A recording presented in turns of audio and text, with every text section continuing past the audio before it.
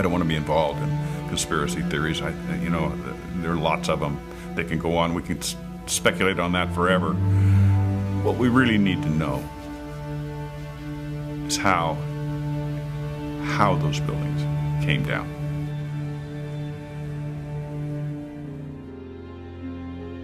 My husband Steve was 48 years old when he was killed on September 11th, 2001. He was in the North Tower on the 104th floor.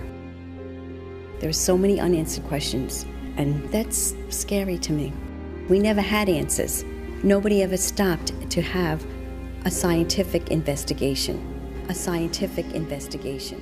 A scientific investigation. Tribute lights in the New York skyline. An annual memorial to the lives lost on 9/11. Yet there's still more light that needs to shine, revealing truths that their family members deserve to know. September 11th, 2001, a day that changed history. 4 planes went silent and off course. 2 of those planes crashed into the World Trade Center Twin Towers. Several columns were severed, and the jet fuel ignited fires that spread over several floors. About an hour later, millions watched in shock as both towers were suddenly and rapidly destroyed, killing almost 3,000 people, for whom truth and justice may have yet to be served.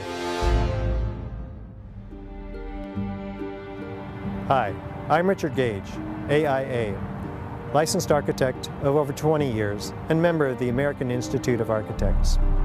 I'm founder of Architects and Engineers for 9/11 Truth, a nonprofit organization of well over 1,000 technical and building professionals.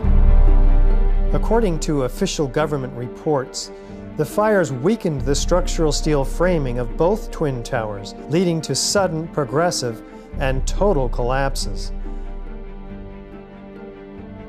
Unknown to most people, a third steel frame high-rise, World Trade Center 7, was also destroyed. Critical questions have been raised by more than 1,500 architects and engineers about the official explanations for the destruction of all 3 of these buildings. Along with more than 10,000 other concerned individuals, these professionals, collectively comprising more than 25,000 years of experience, have signed our petition. They're calling for a new investigation into the destruction of these 3 World Trade Center high-rises. This call is based on evidence that reveals a very different destruction scenario than reported by government engineers. As coherent sets of scientific facts are brought into focus by the experts, the data, and the witnesses in this film, you'll come to a much greater understanding of the events of 9/11 and will be in a position to draw your own informed conclusions.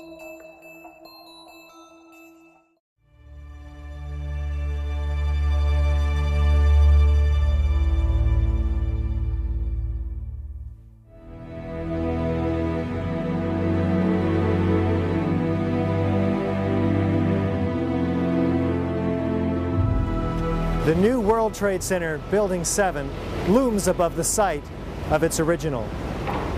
Building 7 was a 47-story high-rise, not hit by an airplane.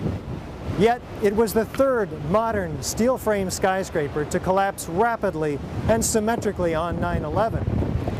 It was a football field away from the North Tower and sustained minor damage from falling debris. Building 7's precipitous collapse was blamed on normal office fires. I'm Steve Barish, founder and president of Barish Architects and Associates, Inc., a 33-year-old architecture planning and engineering firm. One of the things that really interested me is how quickly the Tower 7 fell. It fell within 7 seconds approximately from top to bottom. This building was built in the mid-80s and met all the codes at the time. From about 1965 until about 1985, most of my experience has been in high-rise, multi-story steel buildings. NIST would have us to believe that these were was a typical office fire, scattered office fires, if you will, that brought this building down. Since the mid-'60s, I've tried to follow high-rise fires because they're something we worry a lot about as we design these buildings. And I'm not aware of any high-rise building that have come down as a result of fires. The coup de grace for me was when I found out that Building 7 had collapsed later that day. And when I saw Building 7 come down, to me, the fact that it looks like a perfect controlled demolition of an intact building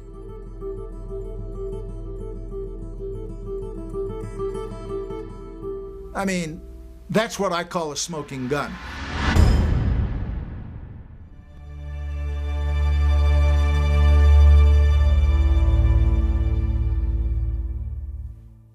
Was the structural steel from World Trade Center 7 preserved, documented, analyzed according to standard procedures for investigating engineering failures? 400 truckloads per day of material were taken away from the World Trade Center site and sent to China for recycling. There were laws violated in the destruction of that evidence. And for the American Society of Civil Engineers to ignore those events is extremely disturbing and is a violation, in my opinion, of their professional code of ethics. It was contrary to the way all investigations are done. If an airplane crashes, they seal off the entire area, nobody touches anything, they move it to a secure location, and they reconstruct an aircraft. Normally, when you have a structural failure, you carefully go through the debris field, looking at each item, photographing every beam as it collapsed and every column where it is in the ground, and you pick them up very carefully and you look at each element. We were unable to do that in the case of Tower 7. You can't do science when you are deprived of the evidence and when your hypothesis is the least valid instead of the most likely. When the most likely hypothesis in the case of Building 7 wasn't even mentioned. This is not science. It's trying to prove preconceived ideas.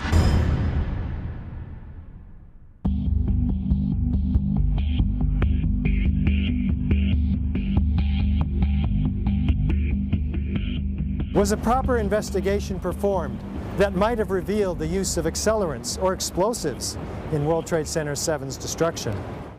NIST concedes that they found no evidence for explosives.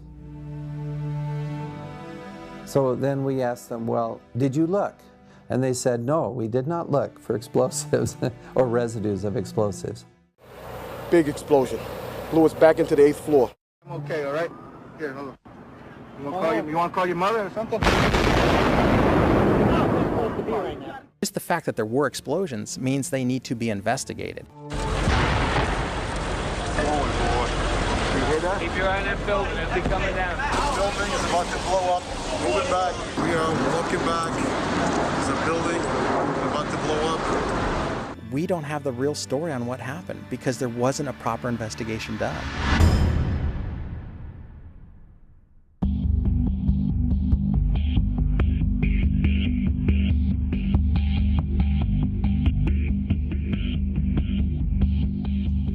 World Trade Center 7 collapsed because of fires fueled by office furnishings. It did not collapse from explosives or from fuel oil fires. As reported by the New York Times, engineers were baffled by the collapse of Building 7. Since no steel frame high-rise has ever completely collapsed due to fire, how are we to understand this mysterious event? High-rise buildings simply do not collapse due to fire. There has never been until 9/11 an experience where a high-rise building that was steel frame completely collapsed. There have been fires burned longer in similar structures without any collapse. This claims the fires were very large, very hot, and long-lasting, when in reality, observation, which has been researched by many people, shows these fires did not last very long. They were not in the locations where NIST claims they were at given times. I'm a fellow of the American Institute of Architects. For the 40-plus years that I've been practicing architecture, I have designed a variety of buildings from small houses to high-rise office buildings.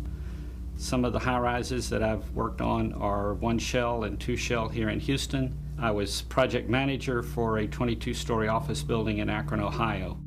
Later in the day, when World Trade Center 7 collapsed, they had already showed us pictures of a few fires in that building, and I mean, they weren't even raging. And how could that cause a building to collapse as if it were imploded? Couldn't happen.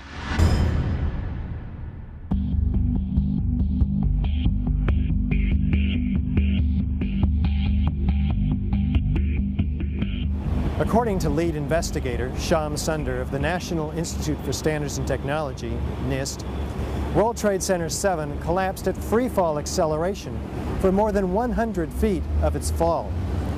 What does the speed of the collapse reveal to us? Essentially, in less than 7 seconds, Tower 7 came down upon itself. It's just like taking your car keys out and just dropping them. That's how fast the building came down, for over 100 feet. And the only way you can get that is when there's zero resistance. And so what we're looking at is a building just coming straight down, falling right through itself with zero resistance. Buildings don't have zero resistance, which is why you feel comfortable walking into a building. This building had 40,000 tons of structural steel in its structural system, and that is intended to keep it from going anywhere. NIST is telling us that the building below it ceased to exist for the first few seconds of the collapse of the building. Well, things in physics just don't cease to exist and cease to resist the forces that are on them. The building didn't disappear so the building can fall for 100 feet at free fall speed. That's impossible. That's a violation of the fundamental law of physics that says that for every action there's an equal and opposite reaction. If floors fall, they tend to fall and are braced by the floor directly beneath it. And there's some delay there. Because of redundancy, because of all the other columns in the building that were not affected. Even if a floor were to collapse, it still wouldn't be able to collapse all of the connections simultaneously at the rate that it did without secondary explosions.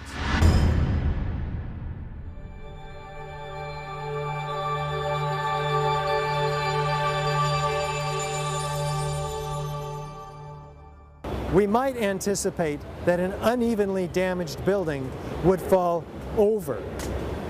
Yet, videos of the collapse of Building 7 show a fairly symmetrical fall. How do we make sense of this? If the buildings had come down by fire, we would have seen a more natural progression of collapse. And clearly a more asymmetrical pattern should have been present. The symmetry is the smoking gun. It cannot happen that when you have asymmetric damage, you will get a perfectly symmetrical collapse. The exterior columns on the outside as well as on the inside, at the bottom would have to be severed almost at the same time. I worked for Controlled Demolition Incorporated, CDI, the top-rated explosive demolition firm in the world. What I saw, it was a classic implosion. The center of the core, the penthouse area, starts to move first, and then the building follows along with it. That's another indicator that this NIST report is very suspect. When it's all finished, the outside walls are piled one on top of the other right in the middle of the building. Just like a house of cards if it were coming down. According to NIST, the failure occurred at column 79 on level 12. This means basically they're talking about a single columnar collapse or failure that resulted in a total collapse of the building. That just does not make any sense.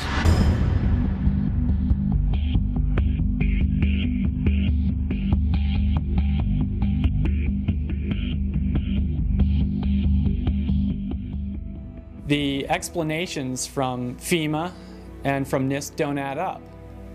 But there is enormous circumstantial evidence, circumstantial and actually physical evidence as well, that would lead us to a different conclusion. And the conclusion is controlled demolition. Dit is controlled demolition.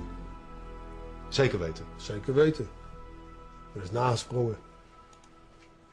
Dit is in opdracht gebeurd. Dit heeft een team gedaan van experts. Building 7 to me is really what gives it away, because that's a classic case of controlled demolition.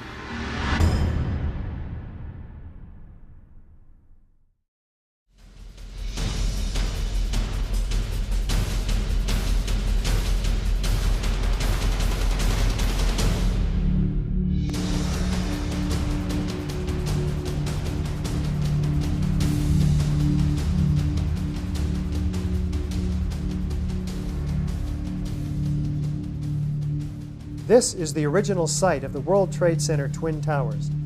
Construction is now underway where dramatic new facilities are being erected.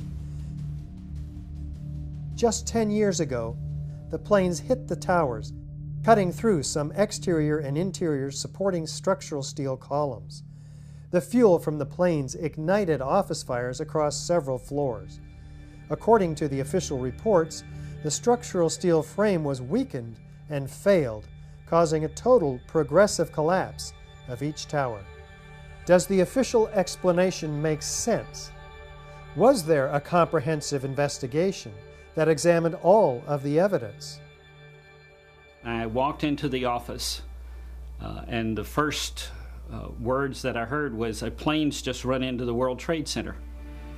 And my initial thought was, well, that's okay. It's built to withstand a 707. It did not seem possible that these towers that were designed to withstand the impact of a 707 could possibly collapse in such a short order of time from the time that they were hit.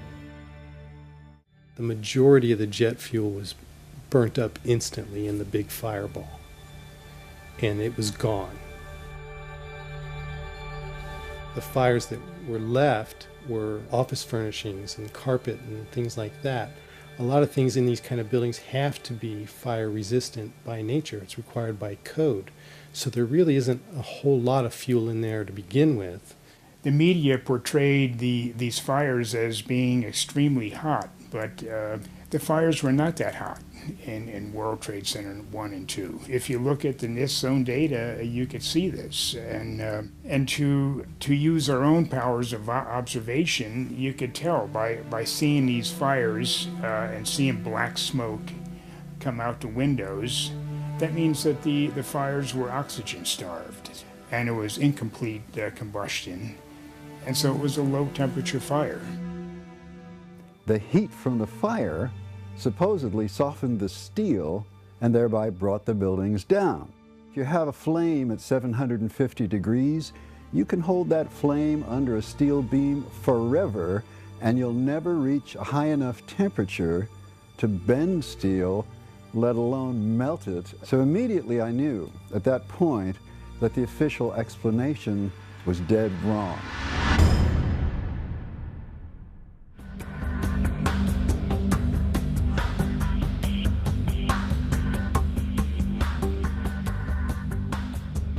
Rather than a slow groaning collapse that we might anticipate, the Twin Towers show in the videos a very rapid, sudden onset of destruction.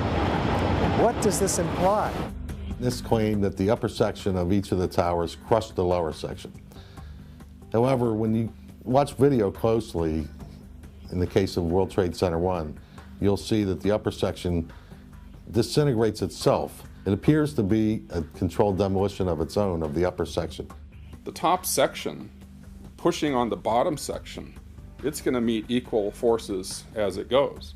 Both sections are going to be demolished at the same rate. So by the time you've crushed up 15 stories below it, the top 15 stories are also going to be crushed. And so there's nothing left now to crush the rest of the building.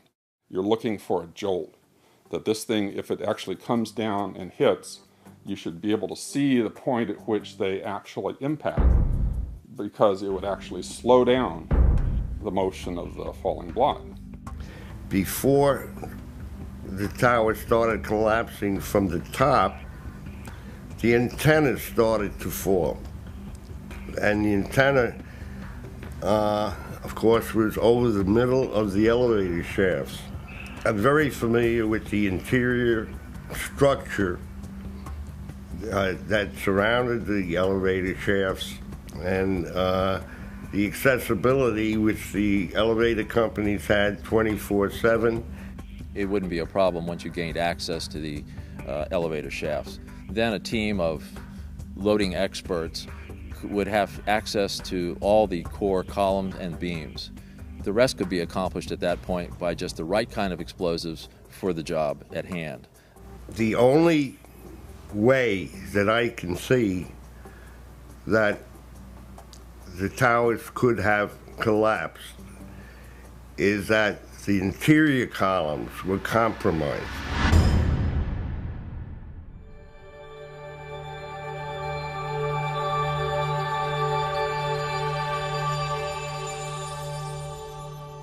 Over 100 first responders reported sounds of explosions and flashes of light at the onset of destruction of both towers. These were not discussed in the NIST report. What did these eyewitnesses actually see and hear? As we were getting our gear on and making our way to the stairway, there was a heavy-duty explosion inside the lobby.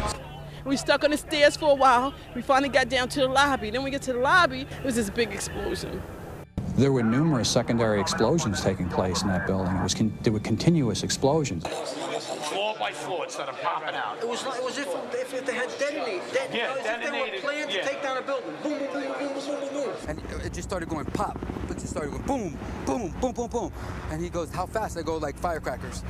They're reporting exactly what I would expect. You're hearing boom, boom, boom, boom, boom, waves of explosions going off. Not one massive big boom. There's so many videos of witnesses from that day that report explosions. There's radio transmissions from the FDNY. We have the transcripts that were recorded, back in 2001 of all these firefighters and first responders reporting explosions. This testimony should have caused the presumption that there was a good chance explosive residue would be found and justified testing for it, rather than the opposite.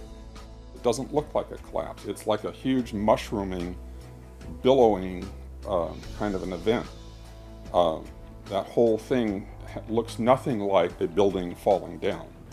It's a building being blown up. That's what the physics shows. Yet they refuse to consider the possibility that explosives or some other form of demolition device could have been used to cause the collapses of the towers. And the fact that controlled demolition is consistent with all the available technical evidence. And the response to that request for correction is NIST simply saying they're unable to provide a full explanation for the total collapse, even though that was their task given to them by Congress.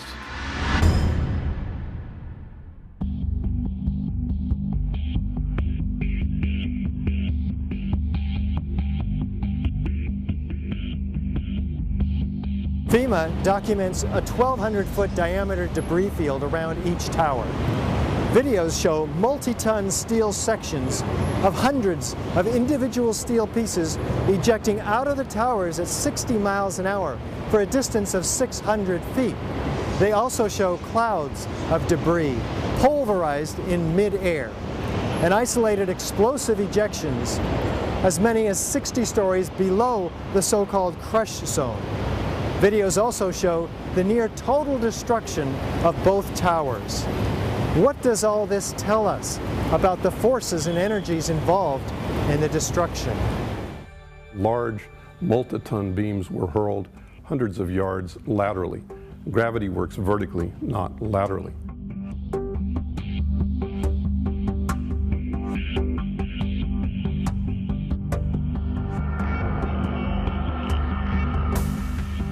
So something's happening to throw these things horizontally at those kinds of speeds. And here it is trailing white smoke the whole time. It really is indicative of some kind of explosion. The individual explosions that I noticed 20 and 30 and 40 stories below the collapsing structure. And naysayers tend to say, well, that's just air being blown out the windows. I mean, it doesn't really work to say it's just air pressure. And I've estimated these are coming out faster than 100 miles an hour. As an architect, I would expect to see larger portions of the building floors, the decking, the steel decking, the concrete topping, much larger remnants of what the structural components of this building was. What happened to the concrete? The concrete was pulverized, and I was down here Tuesday, and it was like you were on a foreign planet. All of Lower Manhattan, not just this site, from river to river, there was dust, powder, 2-3 inches thick.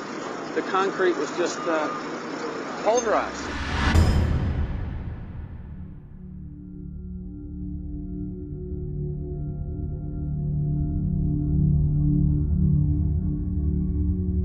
In its report on World Trade Center 7, which came out in May of 2002, FEMA documents in Appendix C steel that has been melted and even partially evaporated, resembling Swiss cheese. What are we to make of this? I'd like to know why NIST excluded the evidence of melting steel. Why is this not included? Why is this forensic evidence not being included in the report?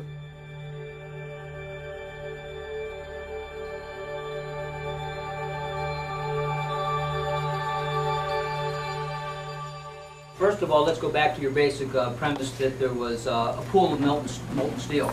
I know of absolutely nobody, and no eyewitness who said so, nobody who's produced it. You'd get down below and you'd see molten steel running down the channel rails. Like you're in a foundry. Yeah, like lava. Like it was lava from a volcano. Actually melted beams where it was molten steel that was being dug out.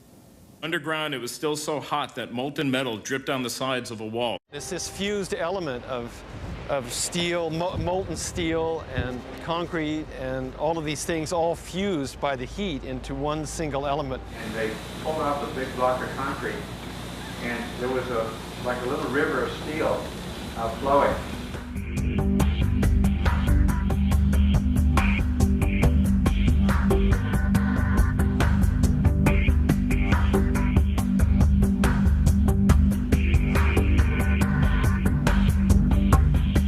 Many witnesses, firemen, and lots of people described the flowing molten metal, iron or steel, at extremely hot temperatures. And John Gross categorically denied their observations, so that because their observations don't fit his preconceived notion, he not only ignored evidence, he denied evidence.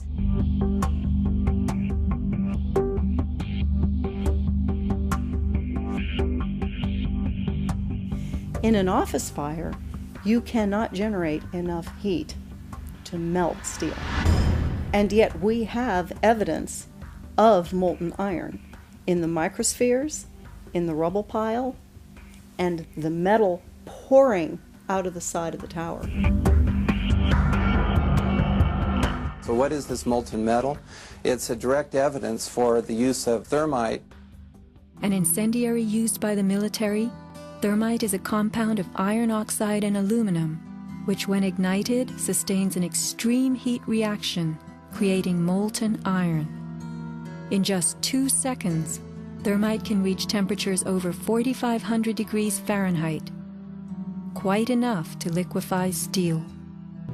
We know that open-air fires cannot burn hot enough to melt steel, but metal had melted at the base of the towers.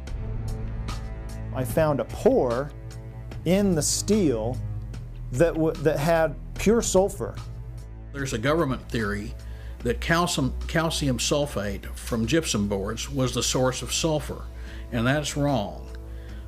Calcium sulfate cannot undergo any kind of a chemical reaction that produces the element sulfur, and we're not dealing with any kind of compound of sulfur. When we're talking about sulfidation, we're dealing with the element sulfur.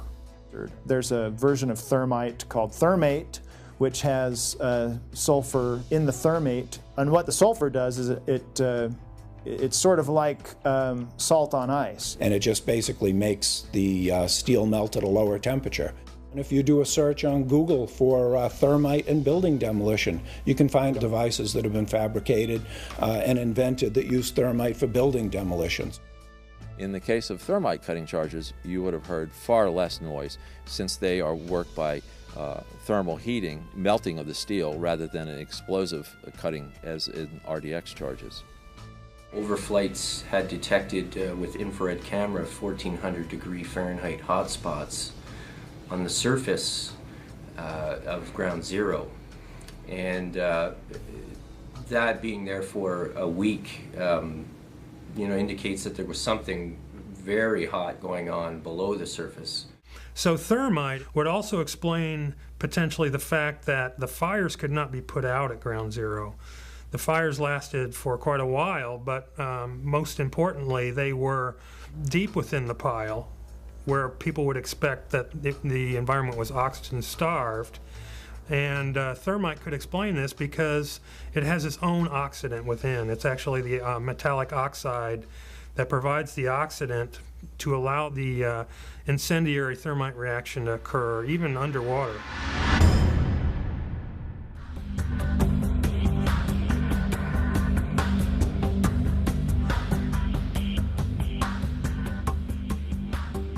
As much as 6% of the World Trade Center dust consisted of tiny, previously molten iron spheres. What does this tell us about the temperatures generated in the tower's destruction? When the USGS collected samples of the World Trade Center dust, they found the iron microspheres. Insofar, the USGS does not have a valid explanation for the presence of these iron microspheres. So what do the microspheres contain? Iron is the main element, and then it has smaller portions of aluminum, sulfur, a trace of manganese. Most of them are less than about 1/10 of an inch in diameter, and they're spherical. And they're found in all of the dust blown out of the buildings during collapse, no matter where in Manhattan that dust is picked up. You must have had a much hotter heat source for you to get 2,700 degrees Fahrenheit in order to melt the iron to get these molten spheres. Your heat source must be something like a chemical reaction, an exothermic chemical reaction that reacts, in the case of thermite, reacts at 4,500 degrees Fahrenheit. My contention, based on finding thermite residue in the dust, is that it happened before. It didn't happen after in the fires that ensued in the rubble pile afterwards. It's all the characteristics of the microspheres, along with what I see in the attack of the beams that were actually found, tell me that thermite was involved in melting those steel beams.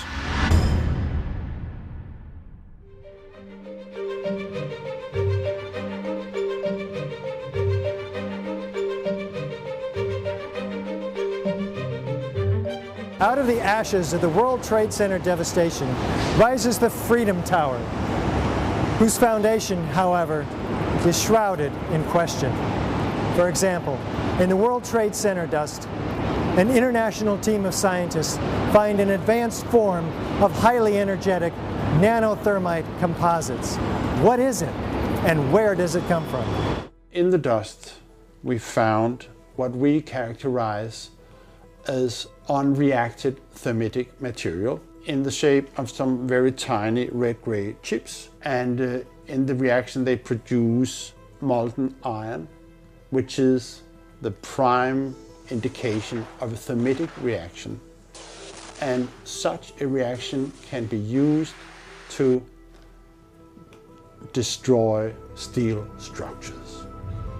What we have found is a modern version of thermite, which we call nanothermite, which is produced in a different way. It is not just two powders being mixed. The material is actually built from the atom scale up. We call it the bottom-up procedure, which is what you do in nanotechnology. The ingredients are much smaller, which means they're reacting faster and they're more easily ignited. The primary elements in the red material are aluminum, iron oxide, as well as silicon and carbon. The iron oxide appears in faceted grains, approximately 100 nanometers across.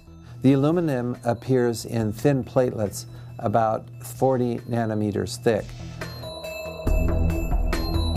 This is discussed in our paper in the Open Chemical Physics Journal, published in April of 2009. But so far, none of these papers have been refuted in the literature, the scientific literature. So that means they are unchallenged in the scientific sense. They stand as an indictment, really, of the official story of 9/11. We also took paint that came off of the WTC steel and looked at that in the SEM and did a compositional analysis of that and found that it was not similar to the red-gray chip or the red layer of the red-gray chips. This cannot be paint. Paint does not have these exotic properties. It's impossible. This is material that is of military use that really shouldn't be there.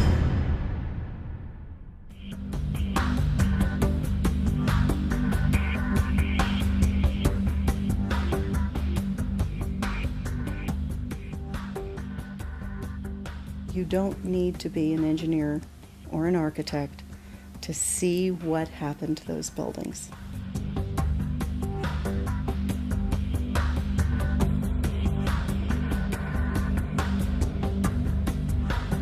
Any honest investigator would be looking at this and looking for explosives and so forth. The NIST investigation didn't go there. They just would not look for explosives. This has been the work of independent researchers, not NIST.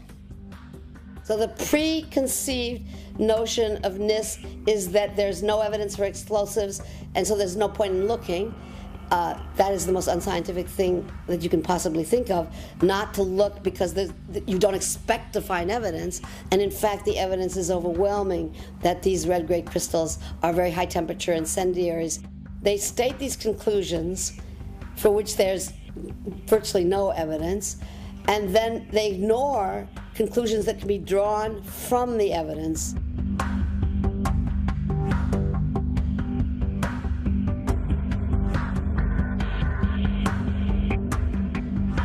The only way that a building can accelerate as it collapses is by having pre-engineered, precisely timed, and precisely placed explosives. In other words, controlled demolition.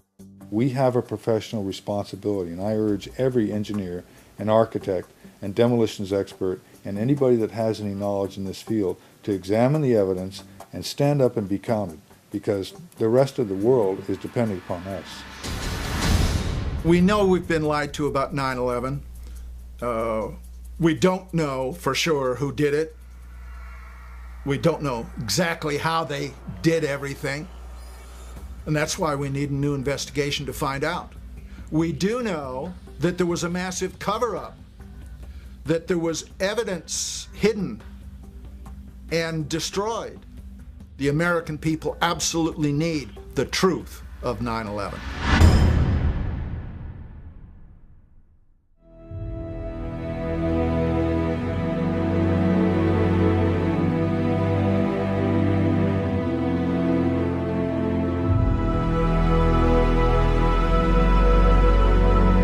Some kind of consciousness raising on my part before I was willing to look at the possibilities. And really, you need to go where the evidence leads. Let's look at it objectively. Let's look at the evidence, not these fabricated computer models and hearsay and all these predetermined conclusions. Let's really open it up again and investigate this thing properly, and then come to conclusions.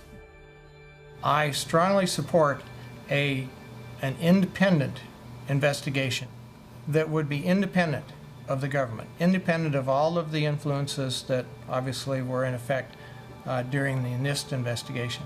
What happened on 9/11 is not something that is just going to go away. This is very pertinent to us today. I wish to further the investigation, and I want to make a difference because I want this to be a safe and better place for my children. Signed the petition on the Architect and Engineers 9/11 Truth website, mainly because I wanted to stand behind the families that lost people on 9/11. The 9/11 Truth movement was started by the families that lost loved ones on that day. And they were all out there alone, screaming for help. And our own country was ignoring them and ignoring their needs and not taking care of them the way we should have after that happened.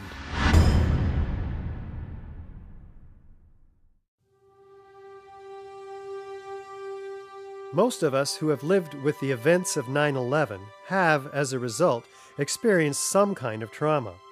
It can be very difficult to come to terms with what actually happened at the World Trade Center. In fact, someone told me recently, "I wouldn't believe what you're telling me even if it were true." Our petition signers with psychological expertise have stepped forward to offer their insight. While this segment is clearly outside the knowledge base of the architects and engineers for 9/11 Truth, these experts in psychology highlight their valuable experience for us as to why this evidence can still be so difficult for people to accept. As we know, the horrors of what happened on 9/11 were televised all over the world, and they were televised, in fact, live. We witnessed the deaths of almost 3,000 of our fellow Americans. We know this had a very severe and traumatic impact on a majority of the population. At this point, we have 9 years of hard scientific evidence that disproves the government theory about what happened on September 11th, and yet people continue to be either oblivious to the fact that this information exists or completely resistant to looking at this information. So the question becomes why? Why is it that people have so much trouble hearing this information? From my work, I think we would be remiss not to look at the impact of trauma. Many people respond to these truths in a very deep way. Some have a visceral reaction like they've been punched in the stomach. To begin to accept the possibility that the government was involved is like opening Pandora's box. If you open the lid and peek in a little bit, it's going to challenge some of your fundamental beliefs about the world. If we can think of our worldview as being sort of our mental and emotional home, I think all of us will do just about anything to defend our homes, to defend our families. And so I see that with people, and I saw that with myself when my brother tried to talk with me about it, of don't mess with me, don't mess with my home, don't mess with my comfort with how things are. About a week later, I read a lengthy article by Professor Griffin about why he believes the official account of 9/11 cannot be true.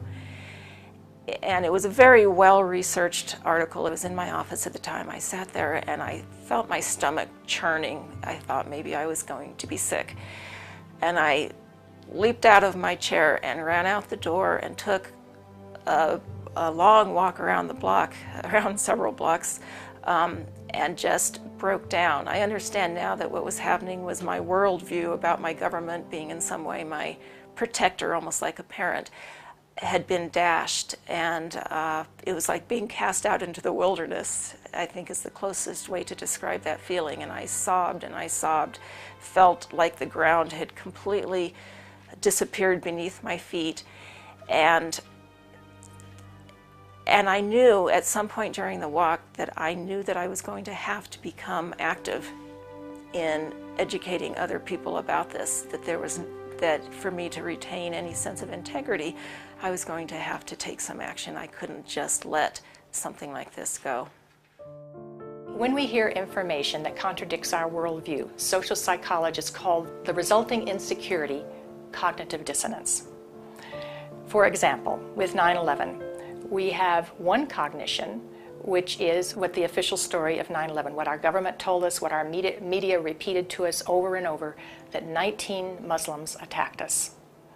On the other hand, we have what scientists, researchers, architects, engineers are now beginning to tell us, which is that there is evidence that shows that the official story cannot be true. So now we've lost our sense of security. We are starting to feel vulnerable. Now we're confused.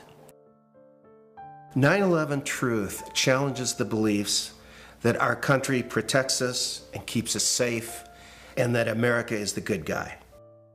When your beliefs are challenged, fear and anxiety are created. In response to that, our psychological defenses kick in, and they protect us from these emotions. Denial, which is probably the most primitive psychological defense, is the one most likely to kick in when our beliefs are challenged.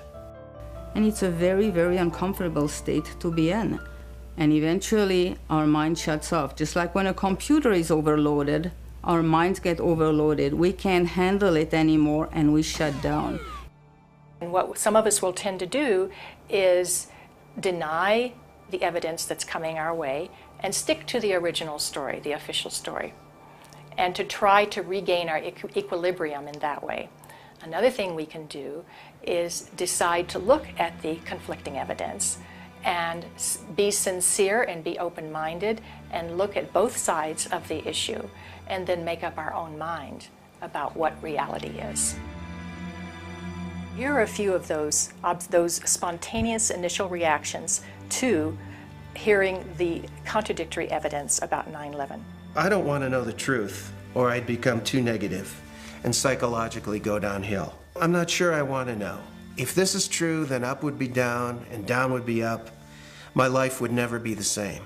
Fran, I refuse to believe that many Americans could be that satanically treasonous. Someone would have talked. But these are beliefs. They are not scientific facts. But these beliefs do keep us from looking at the empirical evidence. Whenever we say, I refuse to believe, we can be sure that the evidence that's coming our way is not bearable and that it's conflicting with our worldview much too much. As I thought about all of these responses, I realized that what is common to every one of them is the emotion of fear.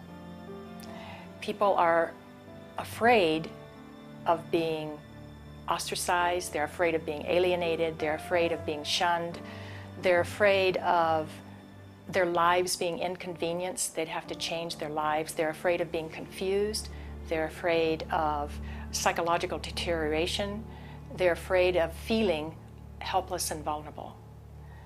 And they're afraid that they won't be able to handle the feelings that are coming up.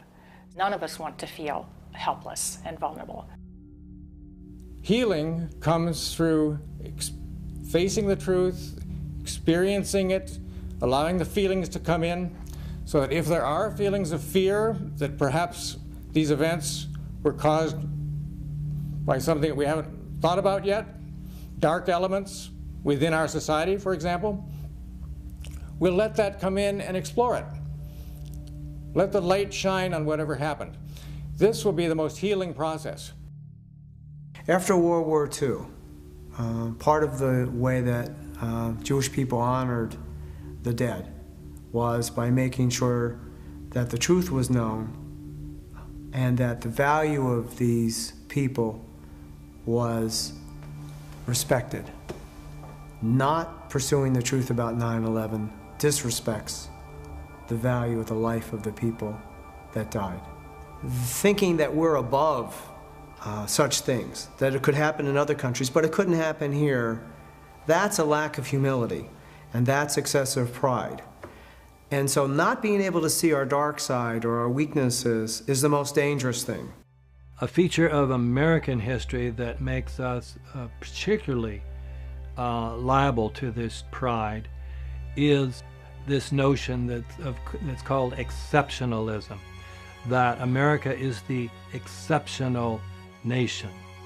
And that began from the beginning. As this country was formed, the people would say, well, there was so much evil in the European countries, so much cheating, so much lying, so much using the people for the ruler's purposes, but not in America. We have leaders that are free from those sins. So I think this has made 9/11 particularly difficult for Americans. So we need to understand that questioning is patriotic. Questioning is what we're supposed to do as citizens. That's our duty. When something like 9/11 happens, we need to be sure that we have a real investigation into who the perpetrators are, and then we need to be sure that those perpetrators are held legally accountable. It's part of the healing process on the individual level as on the collective level. We need the truth in order to heal.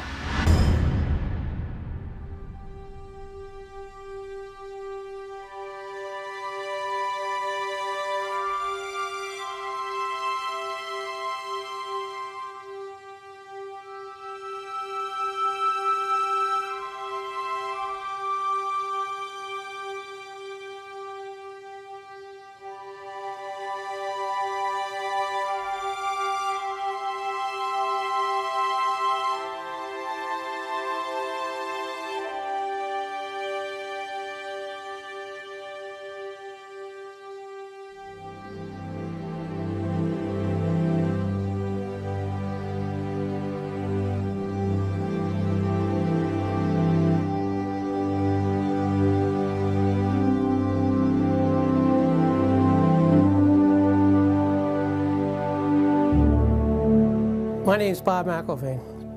I'm from right outside the Philadelphia area, and I'm the father of Bobby McIlvaine, who was killed in the lobby of the North Tower on September 11, 2001. Bobby was one of the first 10 bodies found. We took him home that week. We were one of the few. I finally found the doctor who examined him. All his injuries were in the face, the front of his face was blown off, massive cuts in his chest and his right arm were blown off. To me, that means explosion. What happened on September 11th was the tragedy where Neil was on Flight 175 and it crashed into the second tower. And I can't imagine what happened to him.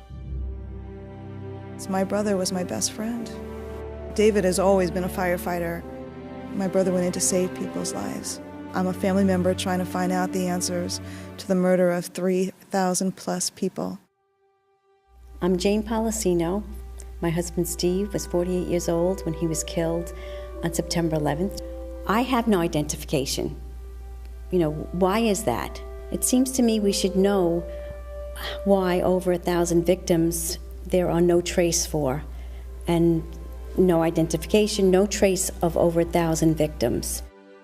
Just a few years ago, they were still finding body parts on the roofs of buildings. What is that?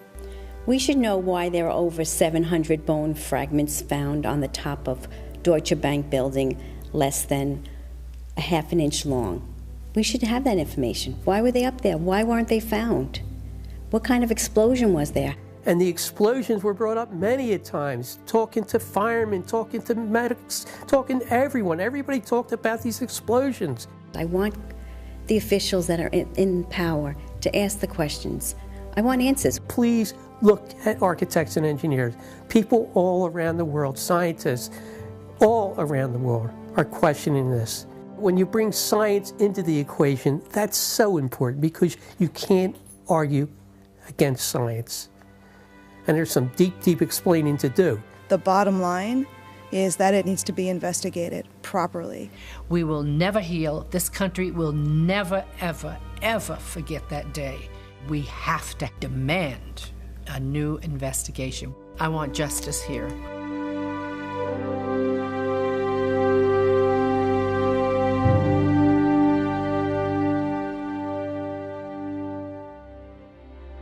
The forensic evidence that you've seen is very real.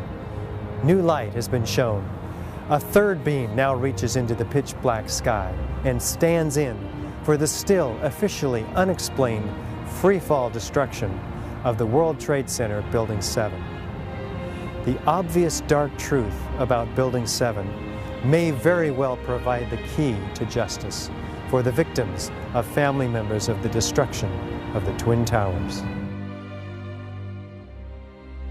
The country owns this. We were all victims. You all should want answers. It's not just ours, not just mine. We all lost something that day.